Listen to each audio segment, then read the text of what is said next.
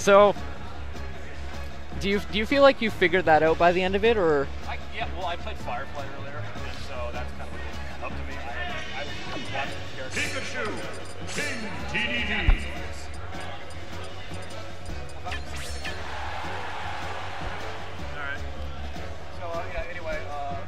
I mean, the future of all Smash in Oregon and the Northwest. I'm great, and we're gonna get real commentators in here because I suck at this. I suck at this so bad. But this has been an interesting tournament to run. I'll say that, and I'm glad I'm at least top 4 with my pumpkin spice latte, Uggs wearing Mario. So, thank you all. Yeah. Good luck in the rest. Thank you.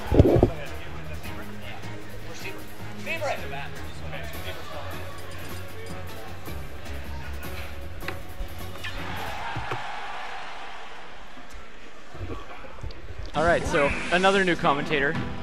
Jam and Toast. Alrighty, so we got Captain L versus Big D. Captain L. Are they just getting right into it? They're going right into it. Yeah. Big D been bringing out this big DDD. Oh yeah, it's been doing so well all day, and against players like M2K and the best of the best. I'm actually surprised that Big D would stick with this matchup. Pikachu's Thundershock is going to be extremely good at getting rid of all of that Gordo pressure. Absolutely, and good string there too. The stage as well is going to allow Pikachu to do some really good quick attack cancels on that platform. Pikachu, of course, able to do that on any moving platform in the game, as well as slants. Yeah, and you know, as of recent, Landon and Dawson actually, they play each other a lot, and from my knowledge anyway, Dawson has been having to switch to other characters against Landon because DDD and his other characters just really haven't been doing it. So he's had to switch to characters like Diddy even. Interesting, but opting to stick DDD for game 1 here, and he's doing a great job. He's actually getting some really good reads off of his Gordo throws, and where he's earlier in the match he got a down smash out of it, but I feel like we're going to see a lot more mileage out of that later. Yeah, he has very, very good stage control in this match right now, and just all day he's had it. Oh, really interesting gameplay there by Captain L, going under the stage and pulling out that thunder. Yeah, he was telling me earlier actually that he wasn't sure if other Pikachus had known about that, but it's one of his like favorite things to do. Just dealing the damage, it can be a risky move because if Captain L or any Pikachu tries to go back for that ledge.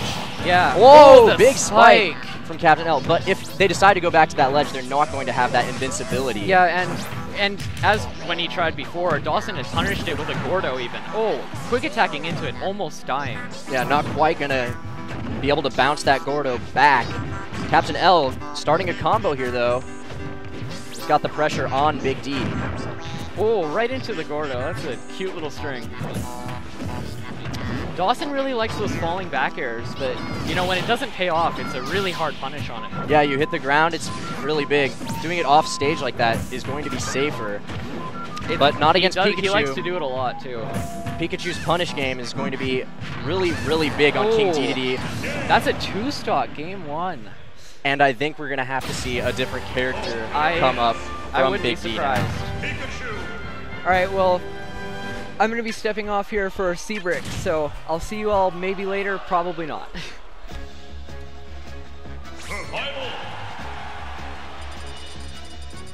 Seabrick, how you doing? Good, switching over to the big boy mic over here. Oh yeah, we're on the big stage. So did you witness game 1? I witnessed the last half of game 1. Seems to be a tough matchup. My co-caster earlier was telling me that these two play a lot. Yeah, I believe they're training partners. They came in the same carpool. And Big D generally not as comfortable using King DDD in that matchup against Pikachu. Then, I mean, I had a little bit of a talk with him before about, you know, using the characters we love the most. I hope I it definitely see that. You know, I hope it doesn't steer him down the wrong way, but he almost beat Mewtwo King with Dedede, and his Dedede is...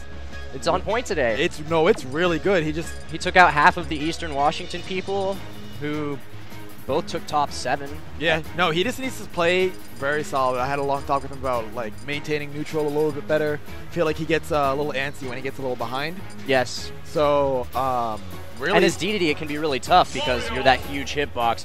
You start getting nervous, you're going to start air dodging, and you're going to eat a lot of damage for it. Or throwing out things like down smash all the time. Forward smash, as you just saw, he lost the match for that. Definitely.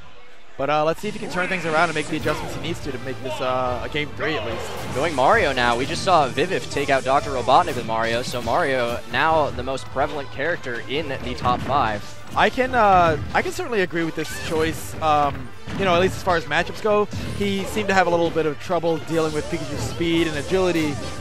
And Mario, of course, very mobile in this game. He has the ability to reflect the projectiles back, reflect Pikachu's recovery back as well. Absolutely. So, definitely a solid choice for evening up the match. Yeah, I mean, I see a completely even match so far. No one's gotten too many solid strings on each other yet. It seems to be a lot of trading going on. Got to grab. Let's see if he can convert anything big out of this. Still good positioning. Pikachu gets out. Ooh, Captain L quickly taking back the center of the stage, but only to give it up to Big D. And we're back in neutral. That's actually something I've been working on a lot, at least myself, and telling some other players as well as they ask me for advice throughout the day, is just not giving up space too easily. You know, if you get into a good position right here, like Mario just had, you got to hold that space. That's probably the best punishment you can do. And against a more experienced player, they know that if you're giving up that space, you are losing momentum in the match, whether the average onlooker can tell or not. Right. You got more neutral going on. Want to see what each player can make out of this. Interesting skull dash there from Captain L. Manages to hit Big D and not get punished for it. See, I wonder if this could be a possibility because, you know, they're training partners. So obviously, I'm sure as Captain L just won with Pikachu against De3, he probably has a lot of experience with that. Do you think he switched to Mario, not having used Mario in past training sessions, maybe trying to get a gimmick out on him? That's possible. Like, there are a lot of really talented players over in BC. the sidestep read. Great forward smash there from Big D. There are a lot of talented players over in BC that Big D could practice with as Mario in order to gain the experience he needs with his character. Not to mention, Wi-Fi is like a legitimate thing now. It definitely is. You know, I played it the other day. It wasn't bad. I was playing with Florida people. That's as far as you can get while still being in America. Even in the days of Brawl, though, Wi-Fi spawned a lot of really, really good talent. I just watched an interview with Muta King, and he mentioned a very important fact that I thought was really interesting. If you guys haven't watched it already. He said, I think it was some number like 70 or 80% of the top players in Brawl started on Wi-Fi. That doesn't surprise me at all. I started on Wi-Fi. I wouldn't consider myself a top player, but I played competitively through the area. But with no edge guard there, we're going to Mario at 150. He might be able to kill with this type of rage going on. Mario's no pushover, but Captain L does close out that stock. Thought that was the end of this game, but not quite, and we're back in. We are at a 50% lead here for Big D. It is not that much, not that big of a lead. Definitely able to come back, especially Pikachu, someone that's able to combo very easily at low percent. Yeah, certainly. And even just get in and out with those really quick up Bs. You can do them on the ground, just forward and back, and it can be really safe on a lot of characters. Right, and I'm also noticing that a second ago, you know, Big D was just kind of like he is now trying to use a little bit more fireballs to space him out on the ground. One important note that's different about the fireballs from PM versus here, the fireballs bounce as high as they fall to the ground. So they bounce really high if you jump like that in PM. But in Smash 4, it seems that they bounce low no matter what, so he can actually definitely zone him out while being in the air, even if he's playing grounded. But that would make the top platform a better position for Captain L to take. Right. Especially with those quick attack cancels that you see him taking advantage of there. Right. I think this match is going to come down to possibly last hit, either through rage or other means. I really do like the rage effect. I know people are. It's interesting. I know people are talking down about it, that it's not like legitimate for competitive play, but it does cause for some very exciting matches. It does. It's a comeback mechanic for same stock, but if you kill first and you have the high percent, it gives you a huge advantage. Absolutely. We got an air dodge read. All right. Oh, he brings it right back down. He had a bad position, turned it into a grab. That's one thing I think Pikachu's very good at. His forward is very effective at just getting grabs from midair. Interesting movement there from Big D, just doing a backflip with his double jump and trying to bait out a roll from Captain L. But we're down essentially to a last hit scenario here. And I like that 76 is the last hit scenario. That's Pikachu, a very strong kill character. Absolutely. Up smash will probably kill right now. That'll do it. There it goes. 1-1. Tied up the series. This is a best of 3, right? This is a best of... Not top 5. Yeah, no, semis is best of 5. Yeah, best of 3. Who's in loser semis? Loser semis will be the winner of this versus Vivif, I believe. Vivif. Yeah. No. Because Vivid just took out Dr. Robotnik for Yeah, fifth place. okay, yeah. Thank you. Awesome. So, okay, this is going to be a best of 3. So we're going into the last game.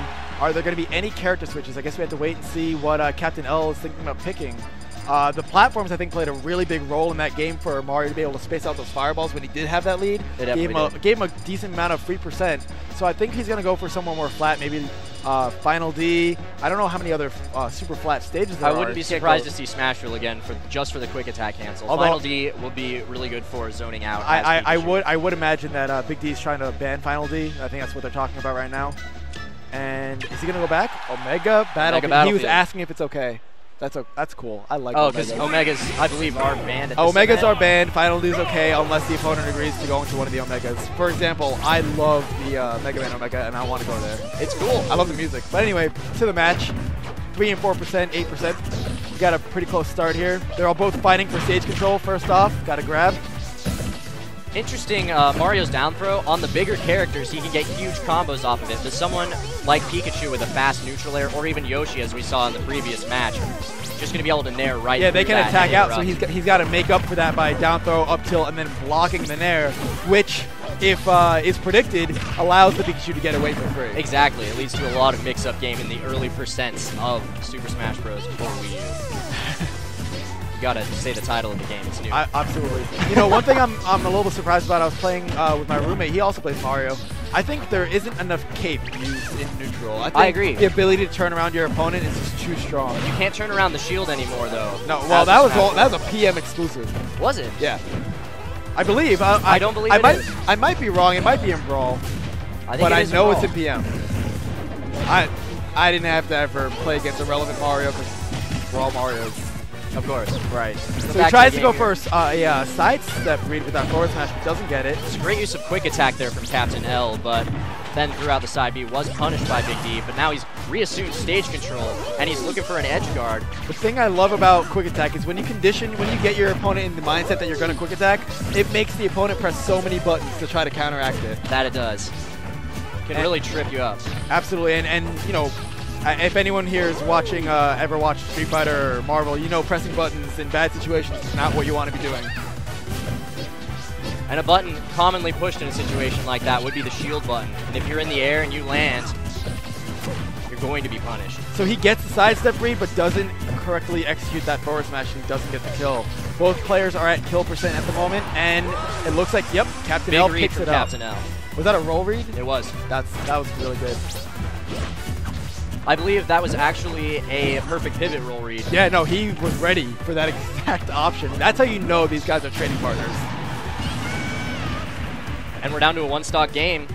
This could not possibly get any closer. So Pikachu's going to be given the stage control with the invincibility. Doesn't make much with it. Back to a neutral game, and Pikachu is in a bad position here. Big D, though, giving Captain L his space. Just respecting completely with that dash. Anything? Oh, doesn't get the re-grab. It was too quick to try to get that grab. He was waiting. For those of you that may not know, grabs in this game have a timer. After the grab is done or a grab release happens, there's a timer that starts that doesn't allow you to re-grab the opponent. Similar to the re-grab on the ledge. Right, and that disallows for things like chain grabs, which another thing I actually really like about this game. But yeah, this match, we got Mario trying to control some of the stage right now. Yeah, doing a pretty good job, actually. Yeah, no, they're both doing a job of respecting each other, and I don't know where this is gonna go. Yeah, Big D was assuming a lot of stage control for a good 30 seconds in the center there. Captain L finally taking it back, and now we're in a projectile war neutral scenario. That's what happens when you get two characters with really fast projectiles. Fast, they're safe. They're both meant to keep people out. And both really solid from the air as they both bounce along the ground. We are a 1% difference here on a 1-1 set. This is ridiculous. Big D looking for a read. Gets it. Big kill. No. Very low percentage. And Big D is going to take out Captain L and move into the losers semifinal. You really only get forward smashes like that when you play against training partners. That was unfortunate. He knew. Yeah, very well played. So what do we have here for semis? We have Vivith versus Big D. I believe we're going to see Vivith change back to D2D in the Mario matchup. What if Mario did to him? I don't Then even we're know. gonna I'm not even sure if I want to commentate against Mario Ditto. I would That's gonna- definitely want to commentate Mario Ditto. That sounds like a blast. Back air, back air, back air, back air, fireball. No, it's not that one-dimensional. That it's not, but that's a good time. Yeah. I definitely would expect Big D to start out DDD. Again, DDD though, big combo fodder for Mario. That's actually a matchup I've had.